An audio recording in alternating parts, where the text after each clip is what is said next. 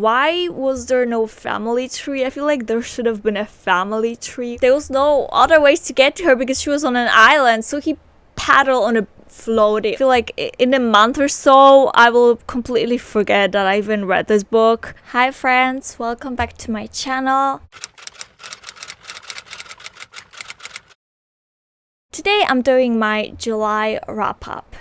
So without further ado, let's get into it. In July, I read 5 books. First of them being Great Big Beautiful Life by Emily Henry. So her newest release, I gave it 4 stars. I've seen like pretty mixed reviews about this book, and I feel like my personal feelings about this book are also pretty mixed. Like there were some things I really liked about this book, and then there were some things that I didn't like that much. First of all, the premise. So in this book we follow these 2 writers, Alice and Hayden, and they are invited to this like summery.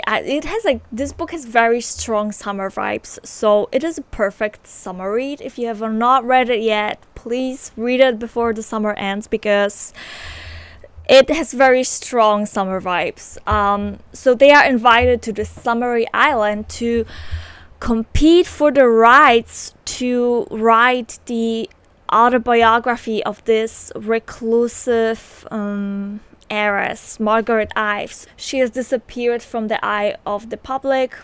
She was like a celebrity back in the day, but she just decided to disappear and just decided to, live like a quiet island life. But now she suddenly wants to tell her story, the story of her life, and she wants to choose an author that will write an autobiography for her. So we've got Alice and Hayden. They will have to pitch her an idea for the book, and she will basically choose just one of them to finally work with. So they do start off as rivals. And I do actually like that idea. Yeah, you can see at first, especially Hayden, he really seems like he does not like the idea of competing with someone for this job, especially because he didn't even know that he will have to compete with someone, so he's a bit annoyed by that fact. I do love a good rivals to lovers story, so I really loved that.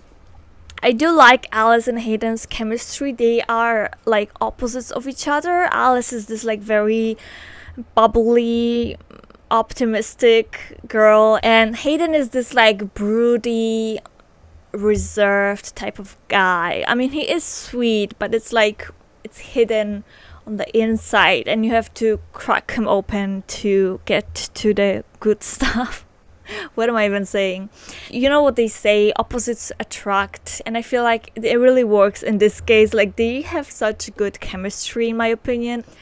However, Margaret's story really was a bit boring to me, and it was way too long, especially at the beginning when she was talking about her like great grandfather. Like, did it really have to start there? And she started like throwing so many names of her family members. I could not keep up. Why was there no family tree? I feel like there should have been a family tree or something like that. By the end of the book, she does end up spilling some like big secrets and some like reveals, but I don't even know if it's like, I feel like I was expecting something more from her story. I feel like because her story took so much time, in my opinion, we couldn't really get to know Alice and Hayden that much. Like, obviously they do have like backstories and everything, but I feel like it was just a bit shallow. It could have gone so much deeper, and same goes with their relationship and with their connection. Their relationship and their characters were a bit sidelined, which is a shame because I really like them, and I just wish their story was the center personally.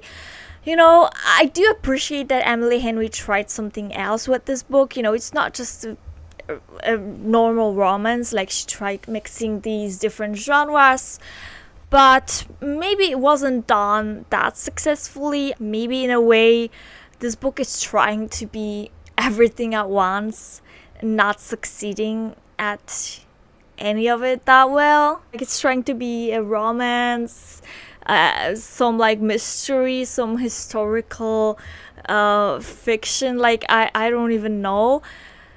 But at the end of the day, like none of it is executed that well. Maybe just focusing on one of these things would have been better. But it was not a bad book. Like I still enjoyed it. Like I still actually was pretty entertained by it. This book had a lot of potential. It could have been a 5-star read. I gave it 4 stars, so I still highly enjoyed it, and I can still recommend it.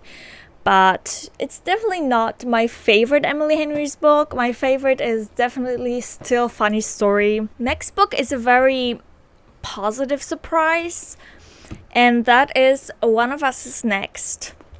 So it is a sequel to One of Us is Lying, and I'm not gonna lie, I read the first book such a long time ago. It was like maybe 2 years ago. Ever since then, I had been putting off reading the sequel because I don't know, I didn't think the first book was bad, but also I didn't think it was like amazing. I especially thought the ending was kind of stupid, so I think because of that I felt a bit discouraged to pick up the second book. I kept putting it off, and I was like, okay, like I'll just read it next month. Finally I picked it up, and I was really pleasantly surprised because it was such a good thriller. One very important aspect is that in this sequel we follow different characters than in the first book. It is still the same town, it's still the same school and everything, but just a different set of characters are main characters now. Like we still see the main characters from the previous book. They still make quite a lot of appearances, but yeah, we get a new set of main characters, and I have to admit I really ended up liking all of them, so that's a huge plus. So in this sequel, basically someone in this school, someone anonymous, starts a dangerous game of truth or dare, and if someone refuses a dare, their secret gets revealed to everyone at school. And as time goes by, the stakes keep getting higher and higher. I have to admit, like, the plotting and the plot twists were really well planned. Like, even though it is a YA thriller, it was better planned than in many adult thrillers that I've read recently. I don't know why, but this year I've had a bad streak with thrillers, and many of the thrillers I read just were so bad, at least in my opinion. But this one was really good, and the final plot twists, what I liked about them is that they were shocking, but in a way they were still believable.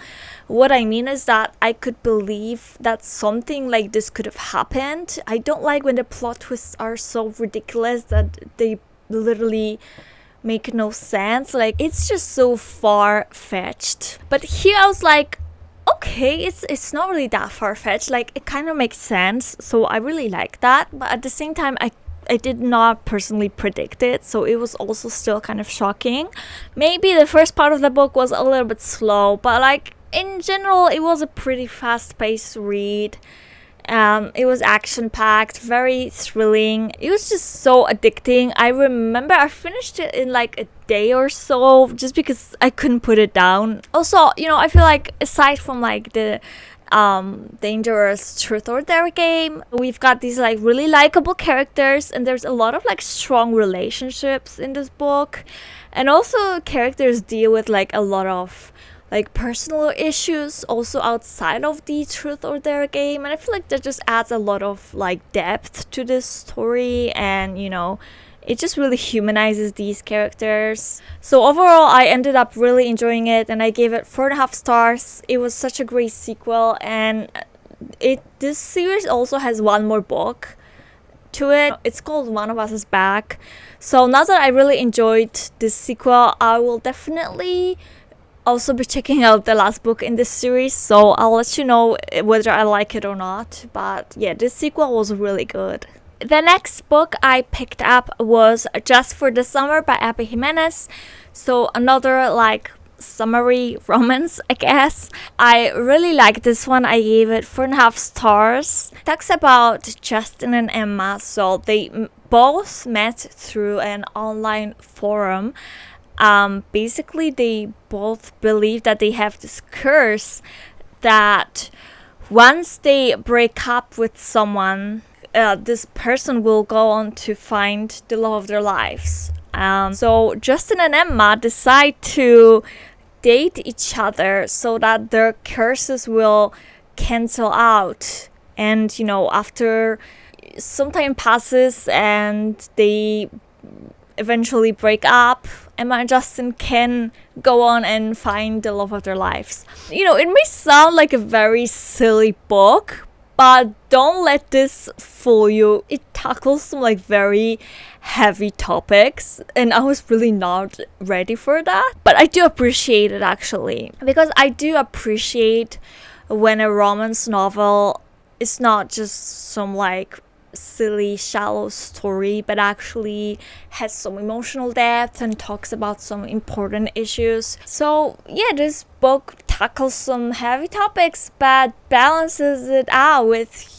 humor and cute moments. I definitely admire how Abby Jimenez didn't shy away from diving deep into these topics, especially topics about mental health, and especially with Emma's character. Emma and Justin's relationship, I really liked it. It was just so sweet and tender. Justin also has quite a lot of emotional baggage, so just seeing these two people that have been through a lot just find comfort and happiness in each other's company was so sweet and beautiful. And Justin is just another man written by Abby Jimenez that I couldn't help but fall in love with. I mean, this man literally paddled on a floaty to Emma when she was sick because there was no boat available.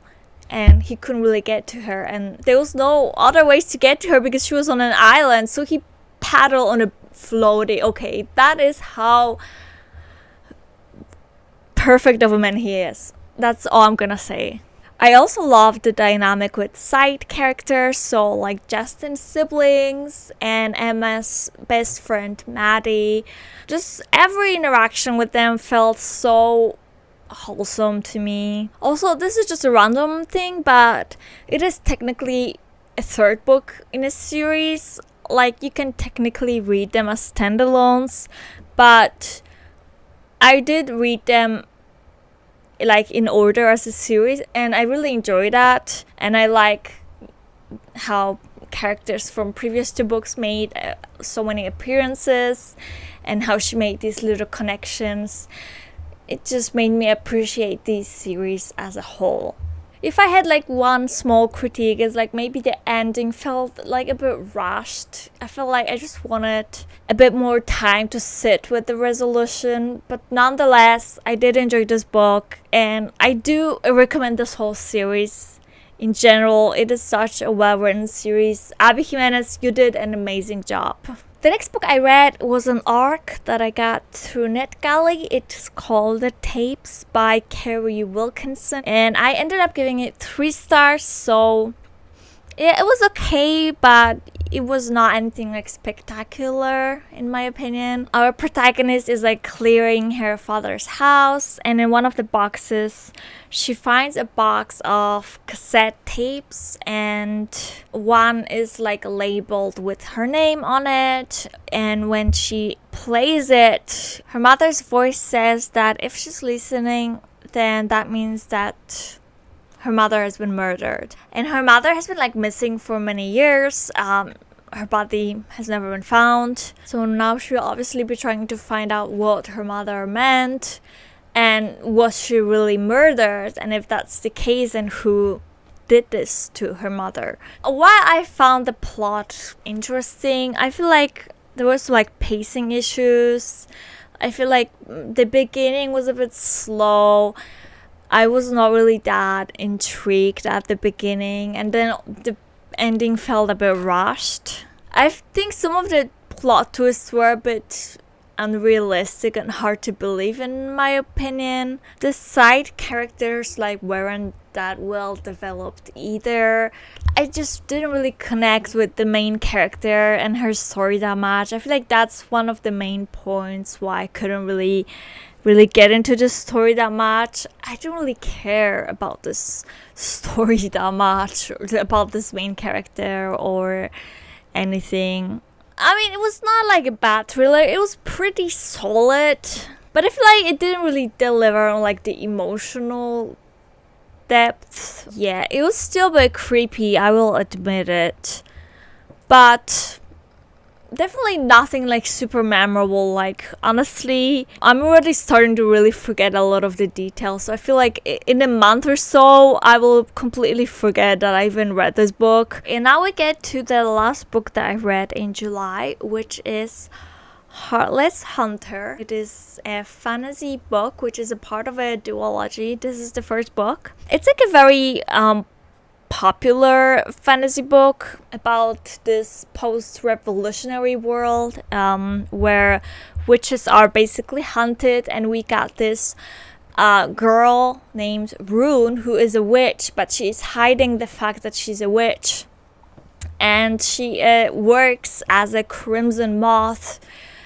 and she's basically rescuing other witches, and at the same time she's also pretending, you know, to be like a normal girl. So she's living this double life. She tries to gather as much information as she can about, like, let's say where the witches are kept, where the prisoner witches are kept, etc., etc.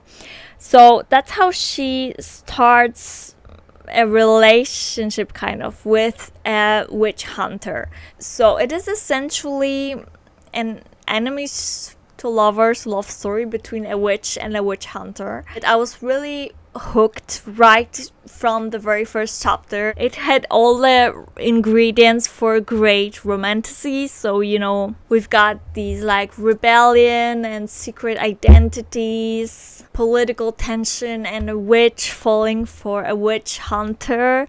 I mean, say less. I am so into these types of stories. I also feel like the world building and the magic system were interesting and pretty immersive without feeling overwhelming. I feel like it's a pretty good book if you're like a beginner to fantasy, you know, like it's not going to feel too overwhelming to understand this world and magic system. I liked the balance between action and politics and romance. I feel like there was always something going on. There was a lot of action and the pace never slowed down. It was never boring. So I really appreciate that. Rune was definitely very interesting. I liked her sharpness and the way she navigated her double life. But when it comes to romance, it has a strong setup, definitely. There's definitely some chemistry between Rune and Gideon. So Gideon is the witch hunter that Rune is going to be courting, basically. But I feel like their relationship moved a bit too quickly. I could feel that they are attracted to each other, but I couldn't feel the emotional connection yet.